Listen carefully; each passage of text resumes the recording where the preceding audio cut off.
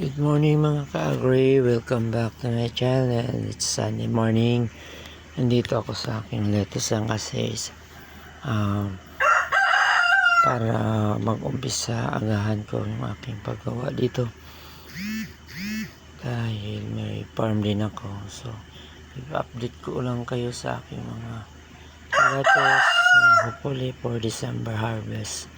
Sana makahabol pa kasi according to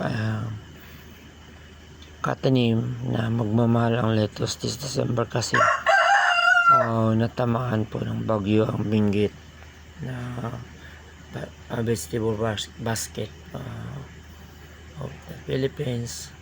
So nasira po ang lettuce sa Benguet. Dalawang beses tamaan ng bagyo. So expected po is December. Mahal ang lettuce. So kahit 200 lang ito, sana kahit paano makatulong sa mga neighbors na mo-order. Dami kong order ngayon kasi magdi-December na. So dahil nga sa urban ako, nagamit ako ng UV lights para makap up yung need na sunlight nila. So nagkaroon ng ligi banda roon sa 4 days old ko kasi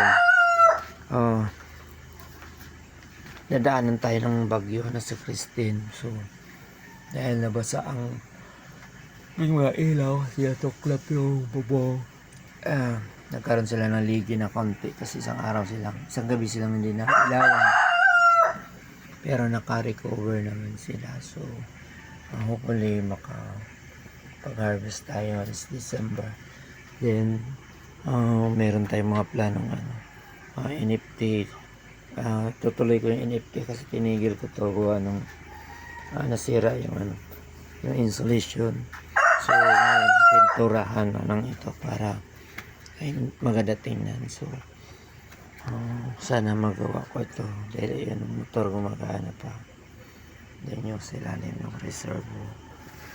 So sana maka-harvest tayo. Ito muna pala temporary munang ilagyan ko ng talong kasi dito ko muna sila pinapalaki. Mga itong talong na to, yung stripe na pink, galing pa to ng Cebu. Then meron akong bags, naka-bags. So dito muna sila, pero lettuce din po ay ilalagay dyan. Kaya lang nalugi kasi akong last 2 harvest kasi puro patay dahil sobra init.